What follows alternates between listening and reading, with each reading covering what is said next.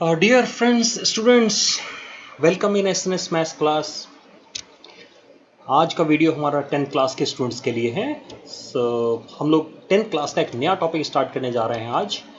Topic का name होगा coordinate geometry. ये टॉपिक का इंट्रोडक्शन पोर्शन आपने क्लास 9th में ऑलरेडी पढ़ा हुआ है। क्लास 10th में हमें इस टॉपिक जो कोऑर्डिनेट ज्योमेट्री है वो क्या पढ़ना है। एक तो क्लास 10 के बोर्ड एग्जामिनेशन की पर्पज से ये इसको मैं इजी टू एवरेज टॉपिक बोलूँगा। ये हमारा डिफिकल्ट टॉपिक नहीं है क्योंकि ये पूरा टॉपिक जो है वो सिर्फ 3 फार्मूलाज पे है। डिस्टेंस फार्मूला, सेक्शन फार्मूला और एरिया ऑफ ए ट्रायंगल। और यही हमारा 3 वीडियोस में हम लोग डिस्कस करने वाले हैं। आज फर्स्ट वीडियो में हम क्या करेंगे, डिस्टेंस फार्मूला स्टडी करेंगे और साथ में एनसीईआरटी की जो रिलेटेड एक्सरसाइज है उसके कुछ क्वेश्चन सॉल्व करेंगे। सेकेंड वीडियो सेक्शन फार्मूले का होगा। थर्ड में हम एरिया ऑफ ए ट्रायंगल के फॉर्मूले को स्टडी करेंगे और साथ में हम एनसीईआरटी के क्वेश्चंस को भी स्टडी करेंगे। Then in the fourth video, I shall discuss about the 10 important question of for your board examination preparation, whether you are from a CBSE students or state board, चाहे state board के हों चाहे CBSE के हों। हमें ऐसे 10 question जिनको solve करके हम आसानी से बोर्ड एग्जाम के क्वेश्चन सॉल्व कर सकते हैं, उसको हम लास्ट में फोर्थ वीडियो में डिस्कस करेंगे। आइए आज से स्टार्ट करते हैं। First our distance formula. Okay, for distance formula क्या करना है कि let P is a point and Q is another point, और इन दोनों को क्या करता हूं मैं, ज्वाइन कर देता हूं P Q। तो मुझे एक्चुअली क्या करना है, P और Q के बीच का डिस्टेंस फाइंड आउट करना है। और अगर हम एज्यूम कर लें कि पॉइंट P के कोऑर्डिनेट है x1 y1 और जो Q है इसका कोऑर्डिनेट हो गया x2 y2, ये हमारी एजम्पशंस हो गई। ओके, अब क्योंकि पॉइंट P और Q है तो डेफिनेटली x एक्सिस और y एक्सिस भी होंगी। Okay, let us draw x axis and y axis. हम क्या करते हैं कि x एक्सिस और y एक्सिस को ड्रॉ कर लेते हैं। Okay, now from point P से क्या करते हैं कि x एक्सिस पे एक मैंने परपेंडिकुलर ड्रॉ कर दिया, सिमिलरली Q से एक परपेंडिकुलर x एक्सिस पे ड्रॉ कर दिया, और P से एक परपेंडिकुलर हमने क्या किया कि अगेन Q से जो पास कर रही है लाइन, तो क्योंकि हमें जरूरत पड़ रही है अभी एक बोलने के लिए, इसको हम MN एज्यूम कर लेते हैं और लेट अस से कि इट इज पॉइंट A है। यानी हमने P से QN पे एक परपेंडिकुलर ड्रॉ कर दिया PA। Okay, so now let us do one thing. क्या करते हैं कि हम लोग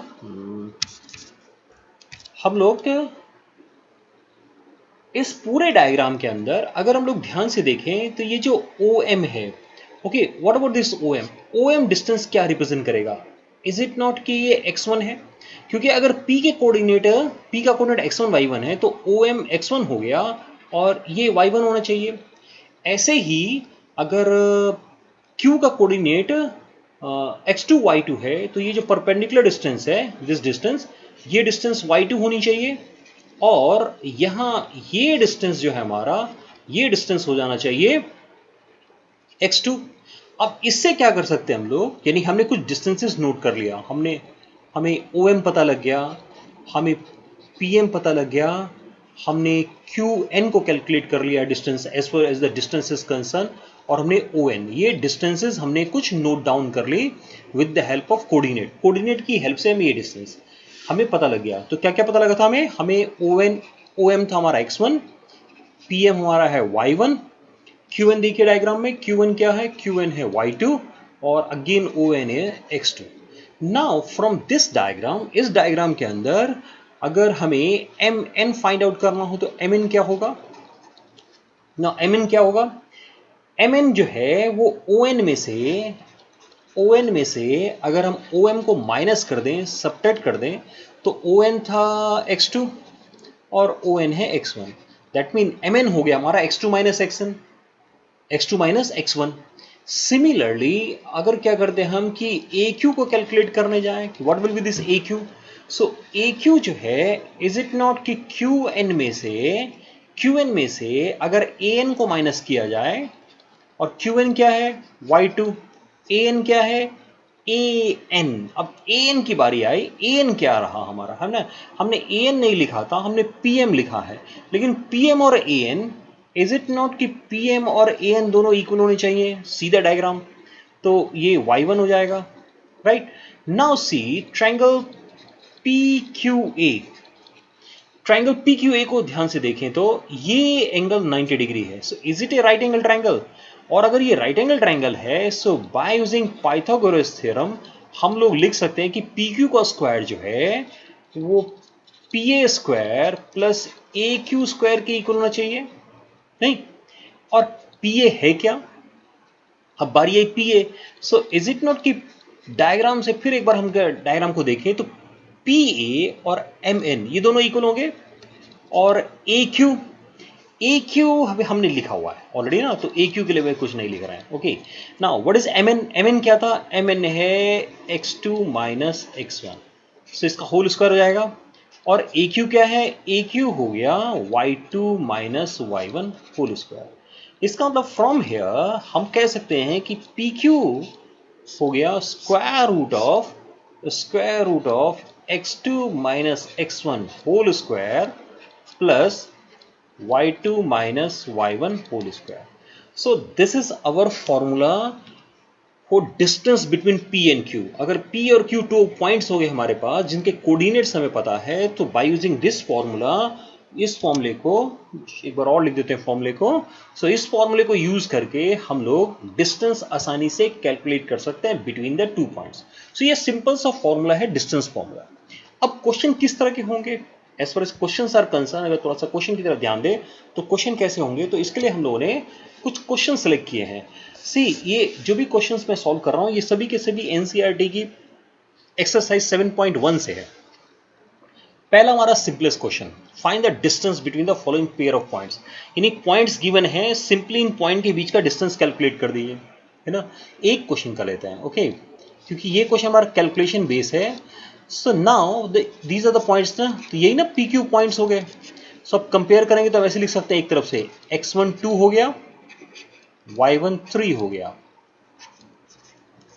x2 4 हो गया, y2 1 हो गया, ऐसे ना, ये x1 y1 x2 y2। Now we know that the distance between the points ना, यहाँ PQ नहीं है लेकिन हम लिख सकते हैं distance between the point is, we know that the distance between the two points PQ is x2 minus x1 whole square. जब भी आप एग्जाम में क्वेश्चन करते हैं ना, तो बेटर है कि इस तरह से फॉर्मूले को लिख देना है, ठीक है। यहां पर हो सकता है कि कई बार हम शॉर्टकट करने के चक्कर में, स्टेप्स बचाने के चक्कर में, स्पेस और टाइम बचाने के चक्कर में फॉर्मूला नहीं लिखते हैं, लेकिन एग्जामिनेशन में लिखना चाहिए।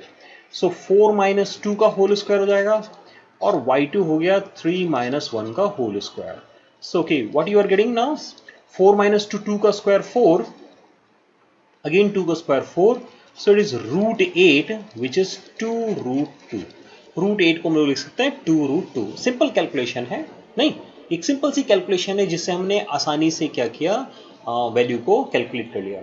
अभी एक चीज ध्यान दिया होगा आपने कि मैंने क्या किया, यहां तो ठीक है 4 माइनस 2 लिखा, लेकिन यहां 3 माइनस 1 लिख दिया। सो इससे कोई फर्क नहीं पड़ेगा। If you are writing 1 minus 3, see अगर हम 1 माइनस 3 लिखते हैं, यानी y1 माइनस y2 लिखें या y2 माइनस y1 लिखे, सिमिलरली x1 माइनस x2 लिखे या x2 माइनस x1 लिखे, कैलकुलेशन पे बहुत फर्क नहीं पड़ेगा। और कैलकुलेशन पे क्यों नहीं फर्क पड़ेगा, ये स्क्वायर किसी का भी स्क्वायर करिए, चाहे वो पॉजिटिव हो नेगेटिव हो, आंसर तो एक ही आना है। तो नेगेटिव का स्क्वायर भी पॉजिटिव के स्क्वायर के इक्वली होगा। So similarly you can do the second and third question ना, यानी ये क्वेश्चन तुम्हारा फॉर्मूला बेस है, बस एक फॉर्मूला आपके पास डिस्टेंस फॉर्मूला है और 2 पॉइंट्स गिवन है जिनके बीच का डिस्टेंस कैलकुलेट करना है, अप्लाई करो फॉर्मूला, आंसर मिल जाएगा, बहुत सिंपल। सो आइए नेक्स्ट क्वेश्चन देखते हैं। Here is another one. एक और ये क्वेश्चन बहुत इंपॉर्टेंट सा हमें लगता है कि इस पर्टिकुलर इस एक्सरसाइज से, determine if the point this are collinear. See, ये जो कोलिनियर है ना, 3 पॉइंट्स को कोलिनियर प्रूव करना, ये तीनों टॉपिक में आएगा। मतलब हम डिस्टेंस फॉर्मूले की हेल्प से भी कोलिनियर प्रूव कर सकते हैं, सेक्शन फॉर्मूले की हेल्प से भी कोलिनियर प्रूव कर सकते हैं, और हम एरिया ऑफ ए ट्रायंगल की हेल्प से भी कोलिनियर प्रूव कर सकते हैं। So by using all the 3 formula we can prove कि whether the given points are collinear और नॉट। यहां पर क्योंकि डिस्टेंस फॉर्मूले का टॉपिक है, तो हम डिस्टेंस फॉर्मूले की हेल्प से कोलिनियर प्रूव करने जा रहे हैं। ओके, सो कोलिनियर के लिए क्या करेंगे, इसका ऐसे समझ सकते हैं। सपोज 3 पॉइंट्स आर देयर, जैसे इसी क्वेश्चन में क्या है, points are 1 5, the another point is 2 3, और इन्हें हमने एक ऑर्डर में ले लिया 2 माइनस 11। अब अगर इन पॉइंट्स को मैं ए बी सी बोलता हूं, तो ये कोलिनियर होने का मतलब ये नहीं हुआ कि A B plus B C जो है वो ए सी के इक्वल आना चाहिए। यानी हमें क्या करना है, हमें ए बी फाइंड आउट करना है by using distance formula. Apply कर दें, x2 minus x1 whole square plus y2 minus y1 whole square. कितना आया ये? 2 माइनस 1, 1 का स्क्वायर 1, और 3 माइनस 5 2, 2 का square 4, so we have root 5। Okay, चलिए BC देख लेते हैं कि BC कितना आ रहा है। Again for BC same formula, x2 minus x1, so minus two का होल स्क्वायर प्लस -11 माइनस 3 का whole square, y2 minus y1 ना, सो अंडर रूट। इसको भी चेक कर लीजिए, 2 प्लस 2 4, so 4 का square, 4 square is 16 plus C again here. So now it is 11 और 3, it is 14। 14 का स्क्वायर कितना होता है भाई? 14 का स्क्वायर इज इट 196? कितना आया ये? रूट 196 प्लस 10 206 और 6 212। अब ये नंबर हमारा जो BC है ये रूट 5 के फॉर्म में नहीं है, और इरेशनल नंबर के सम के लिए अगर ये रूट 5 है तो दूसरा भी रूट 5 ही होना चाहिए। सो क्या करते हैं, एक बार मैं चेक कर लेता हूँ। ओके, इट इज 1 5 2 3 -2 -11, यहाँ तक ठीक था। हमने ए बी के बीच का डिस्टेंस कैलकुलेट किया है ना, हो सकता है कि लिखने में कोई गलती कर दी हमने। ओके, सी x2 क्या है? 2 है, x1 क्या है? 1 है, बिल्कुल ठीक। x2 क्या है? 3 है, x1 क्या है? 5 है, बिल्कुल ठीक है। सो 2 माइनस 1 2 होता है, 2 माइनस 1 1 होता है ना, 1 का स्क्वायर 1 और 2 4 5, रूट 5 ने बिल्कुल सही लिखा। अब हम BC की कैलकुलेशन पे गए। ओके, गेन 2 माइनस 2, ठीक है, -2 -2 -4 का स्क्वायर 16, यहाँ तक ठीक था ना। 11 ये भी ठीक है, -11। Then again we have -3, so 212। Similarly calculate now AC calculate करते हैं। क्योंकि ये कोलिनियर नहीं आ रहा है इसलिए मैं चेक करने गया था कि, क्योंकि मुझे नहीं लग रहा है कि कोलिनियर है क्वेश्चन के अंदर ना। ओके, x2 माइनस x1 का whole square plus y2 minus y1 का whole square. So what we are getting now, 3 square 9, और यहां पर है 16 का स्क्वायर। 16 का स्क्वायर 256 होता है क्या? चेक कर लेना। So here you are getting 265, है ना, 265। स्टिल ये हमारी इस कंडीशन को सेटिस्फाई नहीं कर रहा है। सो क्या कहेंगे? Points are not collinear. Okay, points collinear नहीं है। ओके, ये पता करना था कि whether the given points are collinear not. No, they are not collinear, क्योंकि AB प्लस BC जो है वो किसी भी तरीके से AC हमें नजर नहीं आ रहा है। ओके, सी नेक्स्ट क्वेश्चन पे आता है। Here is another one, find the point on the x axis which is equi distance from this and this. क्या हमें पता करना है? x एक्सिस के एक पॉइंट है, सो x एक्सिस पे let the point on x axis. अब अगर कोई पॉइंट x एक्सिस पे होगा तो उसका y कोऑर्डिनेट क्या होगा? y कोऑर्डिनेट 0 होना चाहिए। x कोऑर्डिनेट को x मान लेते हैं, y कोऑर्डिनेट 0। अब अगर इस पॉइंट को हम लोग कह दें कि ये A है, और जो गिवन पॉइंट्स है P, एक P ले लेते हैं और दूसरे को हम Q ले लेते हैं, विच इज -2 9। ना अकॉर्डिंग टू क्वेश्चन क्या कह रहा है कि ये इक्वी डिस्टेंट है। इक्वी डिस्टेंस मतलब AP जो है वो AQ के इक्वल होना चाहिए। इसका मतलब AP स्क्वायर जो है वो AQ स्क्वायर के इक्वल होगा। Okay, let us find out AP square. क्या होगा AP स्क्वायर? x माइनस 2 का square plus 0 minus minus plus 5 का स्क्वायर। ऐसे ही AQ में क्या आएगा? अगेन x माइनस 2 का स्क्वायर एंड देन 9 माइनस 0 का स्क्वायर। सो x माइनस 2 स्क्वायर को लिख सकते हैं क्या? x स्क्वायर प्लस का नहीं, हाँ ठीक है, प्लस का 4x माइनस, प्लस का 4 नहीं, माइनस का हो जाएगा, क्योंकि here we have minus sign ना। So A square minus 2AB plus का B स्क्वायर, 5 का square 25। Here you will get x square plus 4x plus 4 plus 9 से 81। सी 4x कोई कैंसिल हो रहा है क्या? नहीं, x स्क्वायर कैंसिल हो रहा है डियर। 4x को इधर ले आइए तो 16x हो जाएगा, ये 4x और ये 4x।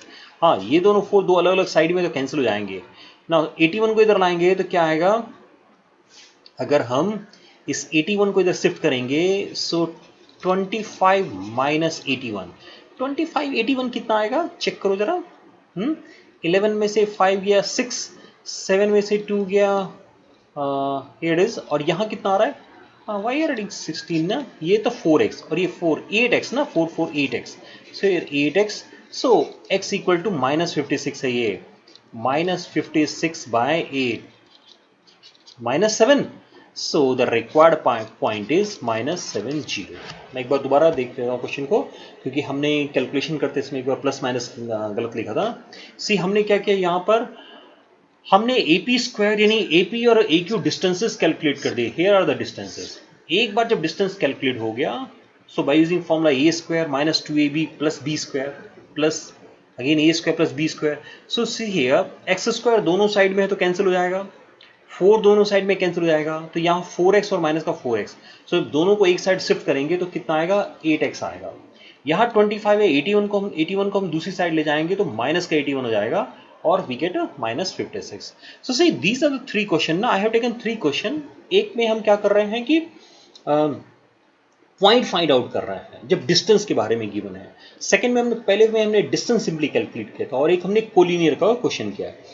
इसके अलावा जो इंपॉर्टेंट क्वेश्चन आता है, दो इंपॉर्टेंट कॉन्सेप्ट है as far as your this distance formula is concern. वो क्या कॉन्सेप्ट है, अगर एक ट्रायंगल है हमारे पास और उस ट्रायंगल के ये वर्टिसेस दे दिए जाएं ABC और पूछा जाए कि ये ट्रायंगल किस टाइप का है, तो क्या करेंगे कि हम डिस्टेंस AB, डिस्टेंस AC और डिस्टेंस BC कैलकुलेट करेंगे।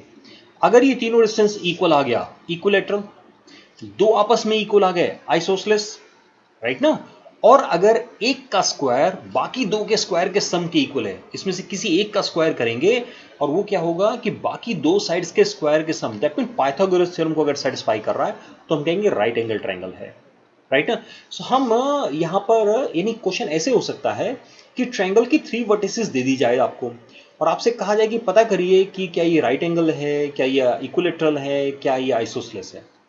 हम यहाँ पर ऑब्ट्यूज एंगल ट्रायंगल है या नहीं है वो हम यहाँ पर अभी हम एटलीस्ट क्लास 10 में अभी कैलकुलेट नहीं कर पाएंगे।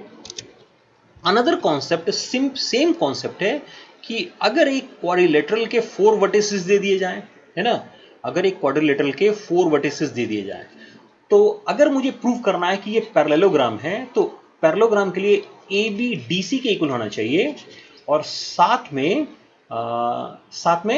AD जो है वो BC के इक्वल होना चाहिए। ये तो हो गया condition for parallelogram, that mean opposite sides जो है वो इक्वल आनी चाहिए।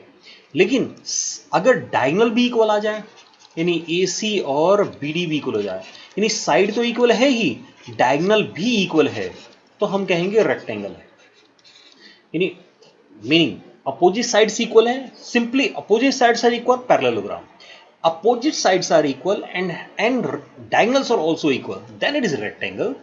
लेकिन अगर हम ये कहते हैं कि all the sides are equal, AB DC AD BC ये सब के सब इक्वल हैं, तो ये क्या होगा, इन केस हम कहेंगे कि रोम्बस है। सी वी कैन नॉट से it is a square. Square के लिए क्या होगा कि साइड्स इक्वल होने के साथ साथ डायगोनल्स भी इक्वल होने चाहिए। सो इफ साइड्स तो इक्वल है ही और साथ में डायगोनल भी इक्वल है, तो उस केस में हम बोलेंगे कि ये एक स्क्वायर है। यानी मेरा कहने का मतलब ये, मैं व्हाई आई एम सेइंग कि these are the 2 important concept. इस तरह के क्वेश्चन बोर्ड एग्जाम में बहुत पूछे जाते हैं कि आपको ट्रायंगल के 3 वर्टिसेस दे के कहता है कि प्रूव करो कि इक्विलेटरल है, प्रूव करो आइसोसेलेस है। सिमिलरली क्वाड्रिलेटरल के 4 वर्टिसेस दे दिए जाएं और पूछा जाए कि what kind of this quadrilateral is, ये किस तरह का क्वाड्रिलेटरल है, किस तरह से मेरा मतलब है कि in general parallelogram, rectangle, rhombus और स्क्वायर में से कोई एक होगा ये जो हमें पता करना होगा। Okay, so this is our topic of distance formula. ये डिस्टेंस फॉर्मूला और साथ में एनसीईआरटी की एक्सरसाइज 7.1 को हमने सॉल्व किया है। सी फ्रेंड्स, स्टूडेंट्स, ये फर्स्ट एक्सरसाइज थी जिसके क्वेश्चंस बहुत ही लिमिटेड क्वेश्चंस है। एक फॉर्मूला है और उससे बेस थोड़े से लिमिटेड क्वेश्चंस भी हैं। सो क्या करना है कि जो रिमेनिंग क्वेश्चंस है उसको सॉल्व करना है एनसीईआरटी बुक से। एक आपको आइडिया दिया गया है, एक फॉर्मूले की डेरिवेशन को हमने डिस्कस किया और साथ में एक आइडिया दे दिया गया कि what type of questions are there in your book. So वो क्वेश्चन आपको कैसे सॉल्व करने हैं। In our next video we discuss about the section formula. So thank you very much for watching this video. Keep watching my channel and thank you again, once again, thank you very much.